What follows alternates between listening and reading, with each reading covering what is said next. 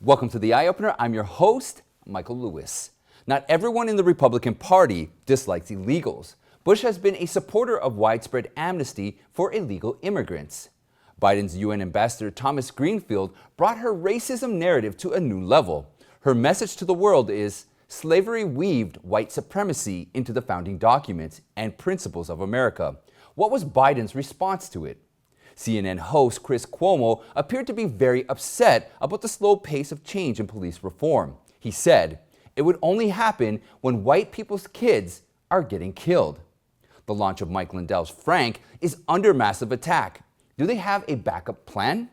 Okay, my friends, let's take a closer look together. Biden, for the first time, called the recent surge of illegal migrants at the border a crisis. Answering a reporter Saturday, he said, quote, "We're going to increase the number," referring to refugees allowed into the country. The problem was that refugee part was working on the crisis that ended up on the border with young people. And now, the Biden administration is ready to lift the annual refugee limit, even though the southern border is still being overwhelmed. During the Trump era, the former president brought down refugee limits year after year from the 110,000 person cap set by Obama. President Trump slashed the refugee limit to 45,000 in 2018, 30,000 in 2019, 18,000 in 2020, and 15,000 in 2021. Biden had said in the past he would raise the cap to 62,500 this year and to 125,000 in 2022. However, last Friday, his administration made a perplexing move. It released a statement to keep in place the Trump-era 15,000 cap. Within hours, the White House reversed the announcement, restating they would increase the number instead. The first statement of the Biden administration can't be a mistake. It immediately ignited outrage in the progressive wing of the Democratic Party. Members of the House's Progressive Squad, Representative Alexandria Ocasio-Cortez and Representative Ilhan Omar, called the decision, quote, xenophobic, racist, and disgraceful. For whatever reason, the White House's flip-flop statement reflects divergent opinions within the Democratic Party about lifting the refugee cap amid a border crisis. However, not everyone in the Republican Party dislikes illegals. Not George W. Bush. Last Friday, in a Washington Post article, Bush advocated for Obama's Deferred Action for Childhood Arrivals amnesty program, also known as DACA. He argued DACA recipients are fundamentally American and called for permanent amnesty for the millions of illegal young men and women in the country. Bush said as long as illegal immigrants have proof of work history, paid their fine and taxes, can speak English, know about American history, and have passed criminal background checks, they should get status. Bush's friendliness towards illegals is nothing new. In 2007, he proposed a widespread amnesty bill for illegal immigrants with backing from John McCain, Lindsey Graham, and Ted Kennedy. But the bill failed miserably in the Senate with only 12 Republicans and 33 Democrats voting for it. In a recent interview with CBS, Bush said not passing immigration reform was one of the biggest disappointments of his presidency. But Bush rarely talks about the downside of amnesty. The real problem with DACA, as with any form of amnesty, is the message it sends to billions of poor and suffering people from around the world who would try everything to come here. In 1986, a massive amnesty was provided to 2.7 million illegal immigrants in the country. That resulted in one of the greatest waves of illegal immigration in American history. Any form that makes it easier for unauthorized immigrants to avoid the consequences of their illegal conduct in the first place is wrong. Unlawfully illegal behavior should be punished and never be rewarded. Another thorny issue for Biden to address is the alleged police violence. In light of two police shootings in Minnesota and Chicago, the slow pace of change in police reform has infuriated CNN host Chris Cuomo on Friday. Shootings, gun laws, access to weapons. Oh, I know when they'll change. Your kids start getting killed. White people's kids start getting killed. See, now black people start getting all guns, forming militias, protect themselves. Can't trust deep state. Whoo-hoo! You'll see a wave of change in access and accountability. We saw it in the 60s. Cuomo said the changes would only come when white people's kids start getting killed or when black Americans get guns and form militias. But white kids are not at all immune from gun violence. People rarely hear these cases because networks like CNN don't give them airtime when victims are white. An analysis of police shootings published by Statista.com shows 50 out of the 213 people shot to death by the police in 2021 were white, while the number for blacks was 30. In 2020, the rate at which people were shot to death was nearly 45% for whites and 27% for blacks. The data actually says more white people were killed by the police than black. People are never going to find this out if they keep watching mainstream news. Some users called Chris Cuomo's performance nasty and race baiting. They said white kids are getting killed. There just aren't riots every time. And what about when cops are getting killed? No riots there either.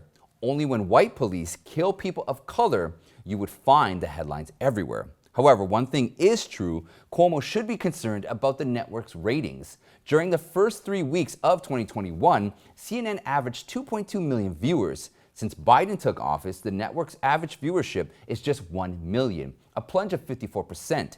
CNN's decline is 20% greater than MSNBC.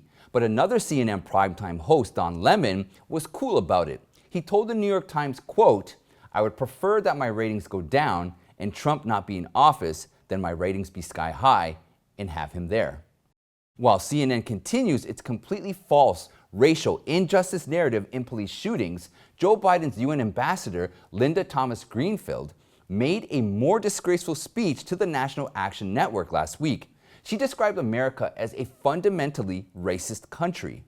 I've seen for myself how the original sin of slavery weaved white supremacy into our founding documents and principles. Thomas-Greenfield also speaks for other countries. Racism is in every society, she says. Racism is the problem of the racist, and it is the problem of the society that produces the racist. And in today's world, that's every society. Biden's UN ambassador has brought the left's racism narrative to a new level. Thomas-Greenfield is telling the entire world that America was racist from the start. The founding fathers during their lifetimes fought for American independence from the British and created the most free society in history. There are numerous people from around the world who want to immigrate to this country because they know if they can manage to stay, they would have a better life. Someone had commented, "I can't recall a UN ambassador ever openly trashing their own country like this." Now, on Friday, a reporter asked Press Secretary Jensaki whether Thomas-Greenfield should be removed from her position for making that speech. This is how Psaki responded. Now, this statement is getting widely criticized as essentially parroting Chinese Communist Party talking points. So is the president going to remove her from her position as the representative before that body? He is not. He is proud to have her in that position. She is not only qualified, he believes she is exactly the right person in that role at this moment in time. I have not seen her comments. I will say that there's no question that there has been a history of institutional racism in this country, and that doesn't require the UN ambassador to confirm that. The reporter pointed out Biden's UN ambassador was essentially parroting the Chinese Communist Party's talking points to Blinken in Alaska. Last month, the CCP's top diplomat, Yang Jiechi, was lecturing the U.S. on BLM. But Americans have to keep questioning the meaning of this group. How much good or equity has BLM created for society through looting, burning down buildings, or through spending $3.2 million on mansions? This group has done so little good, but a lot of damage. Even the left is teaching the self-described Marxist co-founder, Patrisse Cullors, that extravagant homes of any sort or multiple properties of any sort is in itself contradictory to the ideology she holds. This ongoing ideological race battling is waged on multiple fronts. It's already invading our schools. Last November, the Office of Education Santa Clara, California, held a training for teachers titled Ethnic Studies Initiative. The training sessions featured a presentation by Jorge Pacheco, the president of the California Latino School Board Association, who's also an advisor for the state's controversial Ethnic Studies model curriculum. The strange part is Pacheco told teachers should be extra careful when teaching remotely because parents might also be listening in on the side. He said, "We have to be extra careful about what is being said since we can't just say something controversial now that we're in people's homes because of remote learning. Parents can take out of context or see what materials are being used, so we need to be careful of what they see." What are they teaching and why are they hiding?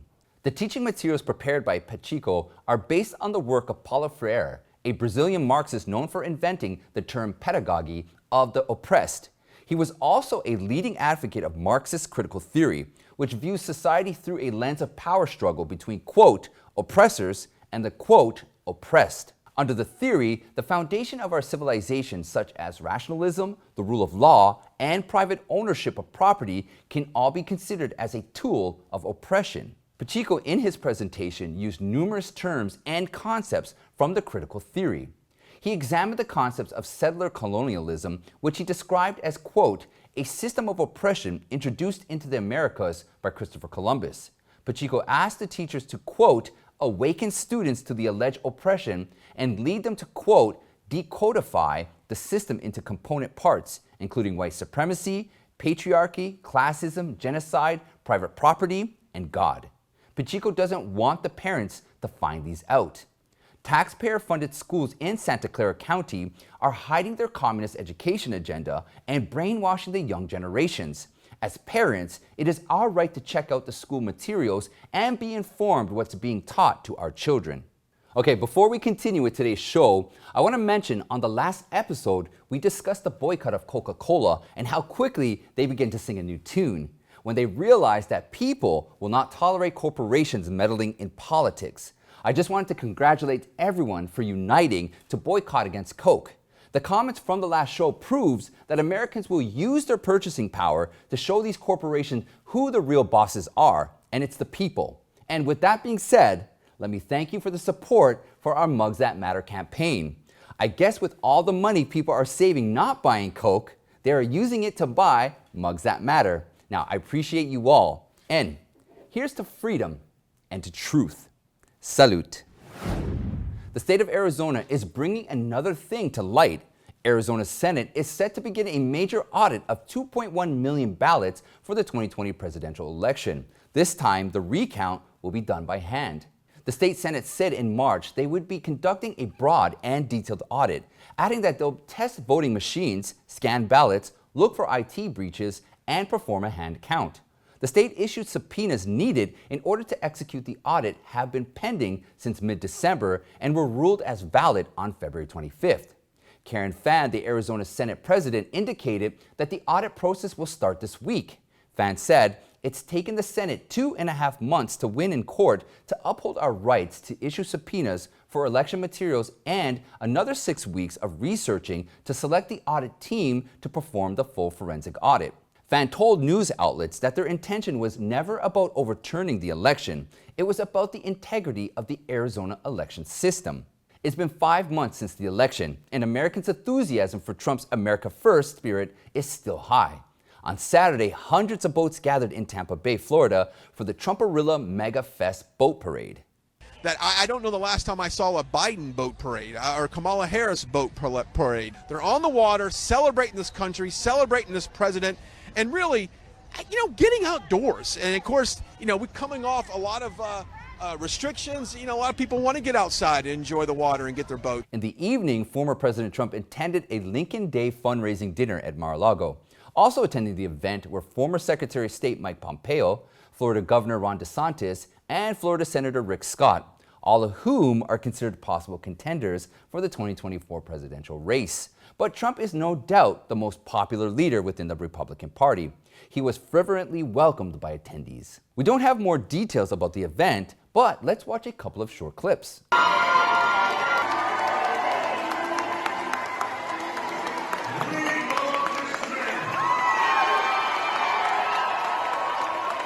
Today, avid Trump supporter and MyPillow CEO Mike Lindell's social media Frank was officially launched. Lindell is hosting a live stream event with Brandon House, the radio host of WVW Broadcast Network, with millions of people tuned in from around the world. A screen capture at 10:48 a.m. showed about 9.8 million live stream viewers were watching the event. Lindell said they are aiming at 100 million people tuning in, but before the launch, the site faced a massive cyber attack, prohibiting users from signing up. As Lindell was speaking this morning, he said they are still being attacked but have well anticipated this would happen, so they have a backup plan.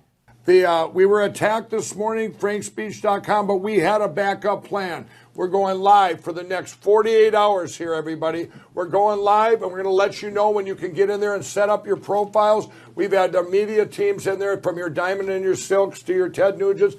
Everybody's been in there, radio stations and TV and podcasts. They've been setting up all weekend. We went to launch this morning. Huge attack, backup plan. We're coming live to you. In addition, Mike Lindell has filed a $1.6 billion lawsuit against Dominion for suppression of speech and attacks on his company. Finally, let's depart from earthly matters and turn to space. Not since the end of the Project Apollo in 1972 has America been to the moon, but in 2017, NASA launched a new moon landing program with the backing of President Trump and named it Artemis. In Greek mythology, Artemis is the twin sister of Apollo and goddess of the moon. The program's goal is to land the first woman and the next man on the lunar surface in 2024.